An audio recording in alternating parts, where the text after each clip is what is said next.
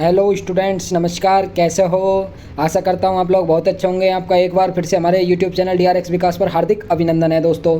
तो आज की इस वीडियो में हम बात करने वाले हैं D pharm first year pharmaceutical chemistry के मोस्ट इंपॉर्टेंट टॉपिक्स के बारे में, जिनको पढ़कर आप आसानी से पास हो सकते हो। आपकी जो भी बैक लगी हुई है या फिर मेन एग्जाम की आप प्रिपरेशन कर रहे हो तो आसानी से आपकी निकल जाए। ठीक है दोस्तों, आप लोग काफ़ी दिनों से इंतजार कर रहे होंगे मोस्ट इंपॉर्टेंट टॉपिक्स के बारे में, और आपने काफ़ी टीचर्स के द्वारा भी काफ़ी आपका जो मटेरियल है उसमें भी आपने टॉपिक्स मोस्ट इंपॉर्टेंट टॉपिक्स देखे होंगे। ठीक है दोस्तों, आज हम भी आपको most important very important topics बताने वाले हैं जो कि बार बार एग्जाम्स में पूछे जा रहे हैं और जिनको पढ़कर आप अच्छे ढंग से पास हो सकते हो। दोस्तों पास तो सभी होते हैं, बट एक पास होना भी अच्छे ढंग से मायने रखता है ना, कि पास तो हो जाए बट नॉर्मली पास हो, और एक पास हो लेकिन अच्छे नंबरों से। तो दोस्तों दोनों में डिफरेंस है, तो डिफरेंस लाने के लिए हमारे चैनल के साथ में जुड़े रहना, चैनल के साथ में जुड़कर जरूर तैयारी करना। दोस्तों जो मैं आपको मटेरियल बताऊंगा दोस्तों, pharmaceutical chemistry most important topics, जो आप कहीं से भी, जो आपके पास में मटेरियल उपलब्ध है, आपके पास में चाहे नोट्स हो, चाहे आपके पास में कोई सी भी बुक हो दोस्तों, ठाकुर पब्लिकेशन की, निराली की कोई सी भी बुक्स हो, आप उसमें से स्टडी कर सकते हो। इसके अलावा दोस्तों आपके पास में जो भी आपका ऑनलाइन मटेरियल रखा हुआ है, PDFs वगैरह, टीचर्स के नोट्स हैं, कॉलेज के जो नोट्स हैं,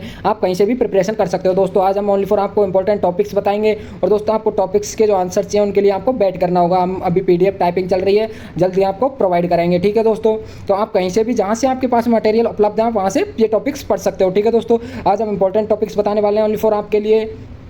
तो दोस्तों मैं कहना चाहूँगा कि अगर आप चैनल पर नए हो तो चैनल को सब्सक्राइब जरूर कर लें, बेल आइकन को प्रेस कर लें, ताकि आगे आने वाली जो भी इंपॉर्टेंट इन्फॉर्मेशन वो सबसे पहले आपको मिल सके। ठीक है दोस्तों, आगे हम इस चैनल पर एंट्रेंस एग्जाम की प्रिपरेशन भी कराएंगे। दोस्तों एंट्रेंस एग्जाम की प्रिपरेशन करने के लिए जुड़े रहना हमारे चैनल DRX विकास के साथ में, ताकि अच्छे ढंग से प्रिपरेशन हो सके। तो एग्जिट एग्जाम का जो रूल है आपको ऑलरेडी पता होगा, जो एग्जिट एग्जाम लागू कर दी गई है डी फार्मा के बाद में, डी फार्मा 3 करने के बाद में दोस्तों एग्जिट एग्जाम देना होगा आपको, उसमें 50% नंबर लाना अनिवार्य है। ठीक है दोस्तों, इनसे रिलेटेड और भी जानकारी पाने के लिए जुड़े रहना हमारे चैनल के साथ में। ठीक है, तो आपको अगर एग्जिट एग्जाम की प्रिपरेशन करनी है तो हमारे चैनल के साथ में जरूर जुड़े रहना, चैनल को सब्सक्राइब करके जरूर जाना। ठीक है दोस्तों, बिना टाइम वेस्ट करते हुए चलते हैं टॉपिक की तरफ।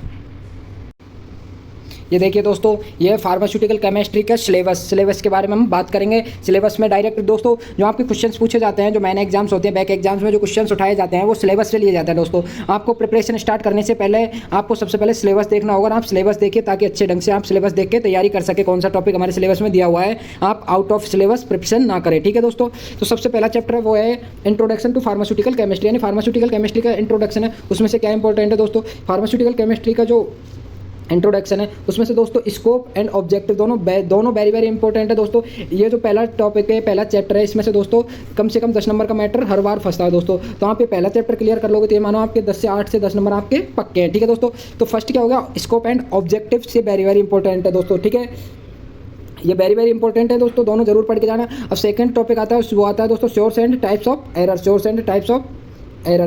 तो दोस्तों ये टाइप्स ऑफ एरर, ये दोस्तों काफ़ी बार पूछ लिया है, 2023 में भी पूछा गया था ये सोर्स टाइप्स ऑफ एरर। ठीक है दोस्तों, ये वेरी वेरी इंपॉर्टेंट टॉपिक है। और दोस्तों जो एक्यूरेसी और प्रेसिशन दोनों की डेफिनेशन बढ़ रही है, ये वेरी वेरी इंपॉर्टेंट है दोस्तों। आपको एक्यूरेसी प्रेसिशन की डेफिनेशन एक नंबर में 101% आ सकती है दोस्तों। 2023 के जो एग्जाम्स हुए थे उनमें एक्यूरेसी एंड प्रेसिशन में 5 नंबर में डिफरेंस पूछा था दोस्तों। ठीक है, तो आपको ये क्लियर करके चलना है। अब नेक्स्ट क्वेश्चन आता है, वो आता है दोस्तों impurities in pharmaceuticals. Impurities in pharmaceuticals दोस्तों, source of impurities in pharmaceuticals, ये कितनी इंपॉर्टेंट बनता है दोस्तों, source and impurities in pharmaceutical substances. ठीक है दोस्तों, source and impurities in pharmaceutical substances important topic है दोस्तों, ये क्लियर करके चलना है। इम्प्योरिटीज क्या होती है फार्मास्यूटिकल सबस्टांसेज में, उसके बारे में आपको लिखना है। ठीक है दोस्तों, इसमें टॉपिक्स दिए हुए हैं, आप कहीं से भी पढ़ोगे, आप जो भी मटेरियल से पढ़ोगे उसमें से आपको टॉपिक्स पढ़ना है दोस्तों, कौन कौन से सबस्टांसेज क्या क्या उनमें मिक्सिंग होती है। ठीक है दोस्तों, इम्प्योरिटीज की। अब आगे चलते हैं दोस्तों, आगे बात आती है, वो आती है लिमिट टेस्ट की। किसकी दोस्तों, लिमिट टेस्ट दोस्तों 4-5 दिए हुए हैं। प्रिंसिपल एंड प्रोसीजर पढ़ना हमको दोस्तों। लिमिट टेस्ट में क्या पढ़ना है, लिमिट टेस्ट में only for principle and procedure पढ़ना हमको, और ज़्यादा कुछ नहीं पढ़ना है। अब लिमिट टेस्ट में दोस्तों कौन कौन से दिए हुए हैं, एक तो है क्लोराइड का, सल्फेट का, आयरन और आर्सेनिक हैवी मेटल का दोस्तों। तो इनमें से जो इंपॉर्टेंट बनता है दोस्तों लिमिट टेस्ट, हर बार एक ना एक लिमिट टेस्ट पूछा जाता है दोस्तों। 2023 में सल्फेट का लिमिट टेस्ट आया था, कौन सा दोस्तों, सल्फेट का। और इसमें से जो इंपॉर्टेंट बनता है, सॉरी दोस्तों, 2023 में जो लिमिट टेस्ट आया था वो आया था आयरन का। अब 2024 में जो आया उसका दोस्तों मेरे को थोड़ा कंफर्म नहीं है, ध्यान नहीं है, आप देख लेना। अब जो 2024 में जो इंपॉर्टेंट बन रहा है वो है दोस्तों आर्सेनिक का और सल्फेट का, दोनों दोस्तों इंपॉर्टेंट बनते हैं। कौन से? आर्सेनिक और सल्फेट, दोनों क्लियर करके चलने दोस्तों, ठीक है। अब चलते हैं सेकंड चैप्टर की तरफ, वॉल्यूमेट्रिक एनालिसिस। दोस्तों वॉल्यूमेट्रिक एनालिसिस में कौन कौन से चैप्टर, कौन कौन से टॉपिक्स है वो इंपॉर्टेंट बन रहे हैं। फंडामेंटल ऑफ वॉल्यूमेट्रिक एनालिसिस दोस्तों, जो acid base titration, non aqueous titration, precipitation titration, complexometry titration, redox titration. दोस्तों इनमें से जो इंपॉर्टेंट बनता है वो बनता है दोस्तों, एक तो बनता है रेडॉक्स टाइट्रेशन। कौन सा? एक तो बनता है रेडॉक्स टाइट्रेशन जो कि लास्ट में दिया हुआ है रेडॉक्स, और दोस्तों एक बनता है volumetric analysis, volumetric analysis, acid base titration. दोस्तों ये बिल्कुल इंपॉर्टेंट टॉपिक्स मैं आपको बता रहा हूँ दोस्तों, ये क्लियर करके चलना, ठीक है। और आपको अगर अच्छे ढंग से पास होना है तो वहाँ पे सुपरफिशियली, यानी कि आपको नॉन एक्वस टाइट्रेशन दे रखा है, एसिड बेस टाइट्रेशन है, तो उसकी डेफिनेशन वगैरह याद करके जरूर चलनी है, क्योंकि दोस्तों 1 नंबर में भी आ सकता है और 3 नंबर में भी आएगा, तो अभी आप आसानी से लिख सकते हो। सेकंड आता है वो आता है gravimetric analysis principle and method के दोस्तों, ग्रेविमेट्रिक एनालिसिस भी इंपॉर्टेंट है दोस्तों, ठीक है। इसको सुपरफिशियली क्लियर करके चलना है आपको। अब चलते हैं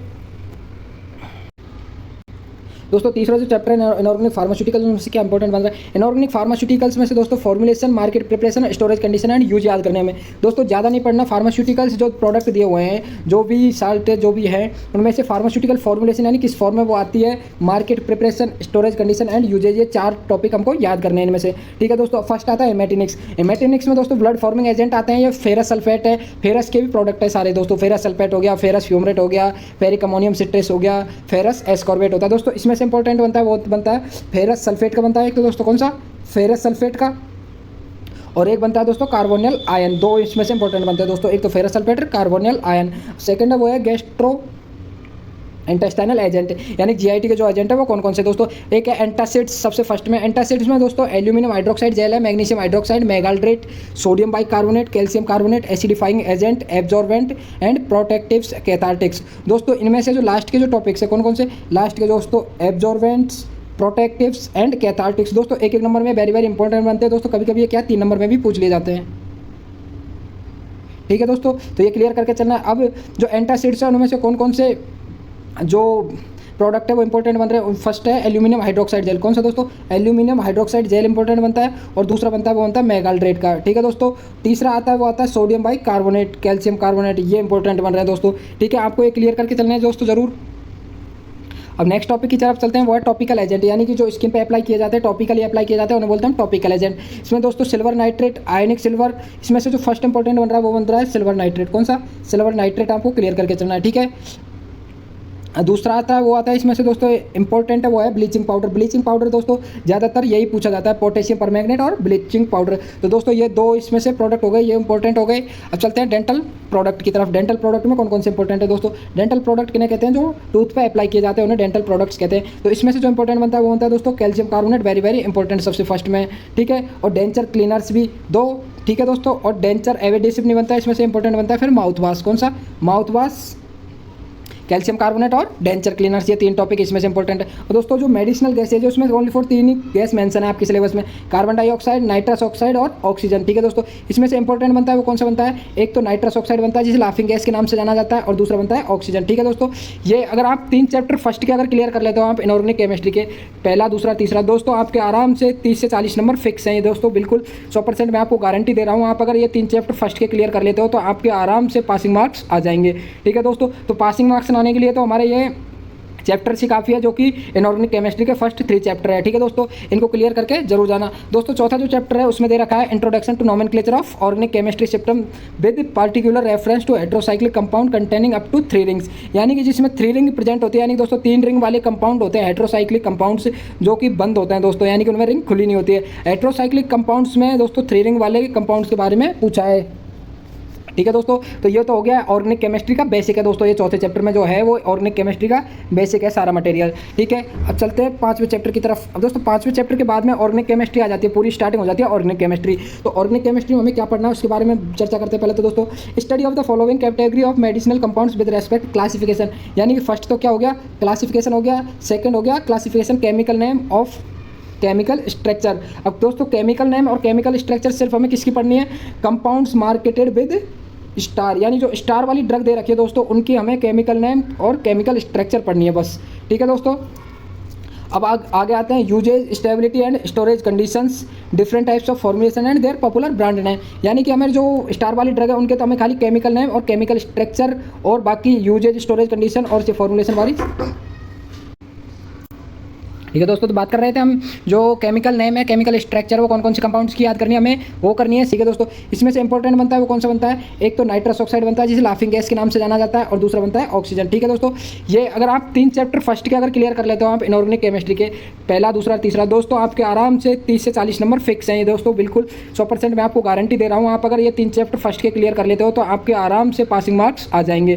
ठीक है दोस्तों, तो पासिंग मार्क्स आने के लिए तो हमारे ये चैप्टर ही काफ़ी है, जो कि इनऑर्गेनिक केमिस्ट्री के फर्स्ट 3 चैप्टर है। ठीक है दोस्तों, इनको क्लियर करके जरूर जाना। दोस्तों चौथा जो चैप्टर है उसमें दे रखा है introduction to nomenclature of organic chemistry system with particular reference to heterocyclic compound containing up to 3 rings, यानी कि जिसमें 3 रिंग प्रेजेंट होती है, यानी दोस्तों 3 रिंग वाले कंपाउंड होते हैं हेट्रोसाइक्लिक कंपाउंड्स, जो कि बंद होते हैं दोस्तों, यानी कि उनमें रिंग खुली नहीं होती है। हेट्रोसाइक्लिक कंपाउंड्स में दोस्तों 3 रिंग वाले कंपाउंड्स के बारे में पूछा है।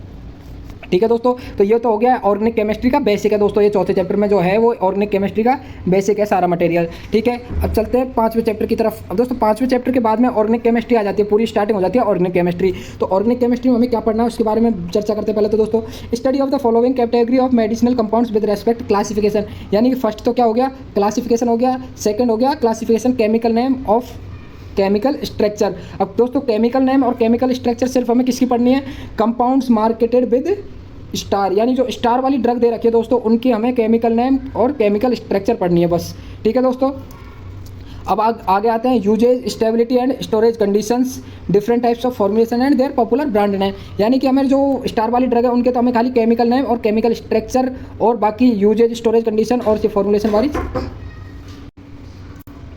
ठीक है दोस्तों, तो बात कर रहे थे हम जो केमिकल नेम है, केमिकल स्ट्रक्चर, वो कौन कौन से कंपाउंड्स की याद करनी है हमें, वो करनी है सिर्फ स्टार वाली ड्रग्स की। दोस्तों स्टार मेंशन है, देखिए आप ड्रग्स में आप देखोगे तो जैसे डाइज़ेपाम में तो इसके कॉर्नर में स्टार लगा है। इन ड्रग्स की हमें खाली केमिकल नेम और केमिकल स्ट्रक्चर और सारी ये uses, stability, storage condition, formulation और ब्रांड नेम ये सारी याद करनी है। और दोस्तों जो स्टार वाली ड्रग नहीं है, यानी कि जो स्टार जिन पर मेंशन नहीं है, उन ड्रग्स की हमें केमिकल स्ट्रक्चर, केमिकल नेम याद नहीं करने हैं। ठीक है दोस्तों, जिन पे खाली मेंशन है स्टार उनकी केमिकल स्ट्रक्चर, केमिकल नेम और सारी चीज़ें याद करनी है। जिन पे मेंशन नहीं है उनके हमें केमिकल नेम और केमिकल स्ट्रक्चर छोड़ देना है, क्योंकि हमारे सिलेबस में मेंशन नहीं है। ठीक है दोस्तों, अब बात करते हैं 5वें चैप्टर में कौन कौन सी ड्रग इंपॉर्टेंट है उनके बारे में। तो दोस्तों सबसे फर्स्ट तो मैं आपसे कहना चाहूँगा जो स्टार वाली ड्रग है वो वेरी वेरी इंपॉर्टेंट ड्रग है, क्योंकि उन पर स्टार लगा हुआ है, तो इसीलिए लगा हुआ है क्योंकि वो हाईलाइट हो जाए, यानी कि ज़्यादातर पूछे जाने वाली ड्रग्स हैं वो हैं सिर्फ स्टार वाली ड्रग्स। ठीक है दोस्तों, बात करते हैं कौन कौन सी ड्रग है 5वें चैप्टर में। तो सबसे फर्स्ट आती है दोस्तों ड्रग एक्टिंग ऑन CNS, यानी कि सेंट्रल नर्वस सिस्टम पर कौन कौन सी ड्रग एक्ट करती हैं। तो दोस्तों एनेस्थेटिक्स, यानी कि जो पेन किलर होती है जो अनकॉन्शियस करने के लिए पेशेंट को दी जाती है, उसमें सबसे फर्स्ट आती है वो आती है थायोपेंटल सोडियम।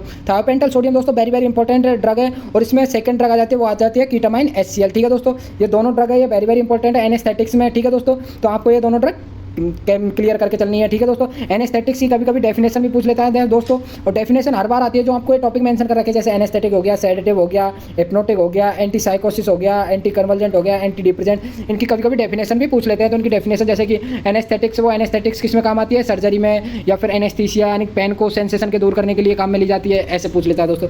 अब कभी कभी सेडेटिव और हिप्नोटिक में डिफरेंस पूछ लेता है दोस्तों, आपको ये भी कंप्लीट करके चलना है सेडेटिव और हिप्नोटिक में क्या डिफरेंस है। ठीक है दोस्तों, अब इनमें से ड्रग कौन कौन सी है इंपॉर्टेंट दोस्तों, सबसे फर्स्ट ड्रग है वो है एल्प्राजोलम। कौन सी दोस्तों, इसमें जो इंपॉर्टेंट ड्रग है वो है एल्प्राजोलम।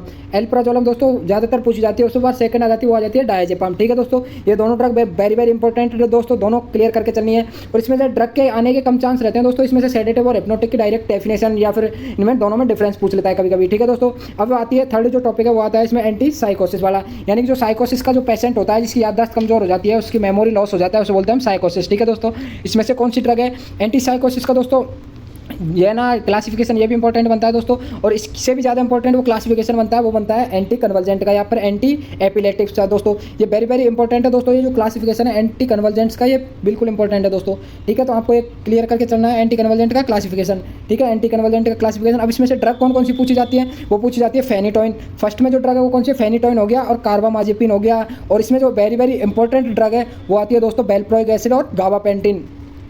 तो इसमें से 3 ड्रग कौन कौन सी इंपॉर्टेंट बनती है वो है दोस्तों एंटी कन्वर्जेंट में, आपको ओनली फॉर 3 ड्रग याद करनी है। कौन सी, बेल्प्रोइक एसिड हो गया, फेनिटोइन हो गया और एक गाबापेंटिन, यानी कि तीनों ड्रग इंपॉर्टेंट है दोस्तों। अब इनका जो यूज है वो दोस्तों यूज स्टोरेज कंडीशन वो बिल्कुल आप बनाकर लिख सकते हो। जैसे बेल्प्रोइक एसिड आ गया, तो बेल्प्रोइक एसिड अगर आपको याद है कि बेल्प्रोइक एसिड एंटी कन्वर्जेंट में आता है, तो आप लिख दीजिए बेल्प्रोइक एसिड इज आज used in the treatment of convergent या फिर epilepsy, used as anti convergent, यानी कि आप बनाकर लिख सकते हो दोस्तों। A to Z बिल्कुल कंट्रास्ट किसी को याद नहीं होता है दोस्तों कि डिट्टो याद कर ले, ऐसा तो कोई हो ही नहीं सकता कि उसे याद हो जाए दोस्तों, बहुत ही कम चांस होते हैं, तो सारे बना बना के लिखे जाते हैं एंटी कन्वर्जेंट, यानी कि कन्वर्जन में काम आ रही है दोस्तों, दौरे में, मिर्गी दौरे में, वो सेम ही बात है। ठीक है दोस्तों, स्टोरेज कंडीशन है, स्टोरेज कंडीशन दोस्तों सबकी ज़्यादातर सेम ही होती है, क्योंकि stored in the air tight container में, और प्रोटेक्ट करते हैं दोस्तों फ्रॉम लाइट से और मॉइस्चर से, और डार्क प्लेसमेंट को स्टोर किया जाता है दोस्तों। ये 4-5 पॉइंट है स्टोरेज कंडीशन में, सबके लिए सेम है। ठीक है, अब बात करते हैं एंटी डिप्रेजेंट की। एंटी डिप्रेजेंट में दोस्तों, एंटी डिप्रेजेंट में आ जाती है दोस्तों, सबसे फर्स्ट जो ड्रग है वो आ जाती है एमिट्रिप्टाइलिन HCl, जो वेरी वेरी इंपॉर्टेंट है दोस्तों। कौन सी? एमिट्रिप्टाइलिन HCl, ये ड्रग इंपॉर्टेंट हो गया। और दूसरा आती है दोस्तों, इसमें आती है इमिप्रामाइन HCl, इसमें यानी HCl वाली जो ड्रग है, हाइड्रोक्लोराइड वाली, ये दोनों ड्रग इंपॉर्टेंट है दोस्तों। ठीक है, तो आपको ये दोनों ड्रग जरूर कंप्लीट करके चलनी है दोस्तों। एंटी डिप्रेजेंट में दोस्तों आपको एक नंबर में भी पूछ सकता है, जैसे एमिट्रिप्टाइलिन HCl ड्रग है वो कौन सी कैटेगरी में आती है, यानी कि किस काम में आती है, तो इसमें आ जाएगा एंटी डिप्रेजेंट। या फिर ऐसे भी पूछ सकता है, write down 2 drugs of anti depressants, यानी उसमें लिख देना फिर हमें 2 ड्रग का नाम, कोई सी भी, एमिट्रिप्टाइलिन या फिर इमिप्रामाइन। ठीक है दोस्तों, ये तो हो गया हमारा 5वां चैप्टर क्लियर। ठीक है, अब चलते हैं 6वें चैप्टर की तरफ। दोस्तों वीडियो बहुत लंबी हो जाएगी, इसलिए 6वां चैप्टर से आगे के जो टॉपिक्स इंपॉर्टेंट टॉपिक्स वो नेक्स्ट वीडियो में मैं आपको बताऊंगा। ठीक है दोस्तों, थैंक यू सो मच। तो हमारे ये वीडियो अगर आपको समझ में आई हो तो लाइक करना, वीडियो को कमेंट करना, और नेक्स्ट वीडियो भी देखना, उसमें भी कौन कौन से टॉपिक्स है वो इंपॉर्टेंट बनते हैं। ठीक है दोस्तों, सारी डिटेल्स मैं आपको बताऊंगा। ठीक है, थैंक यू सो मच।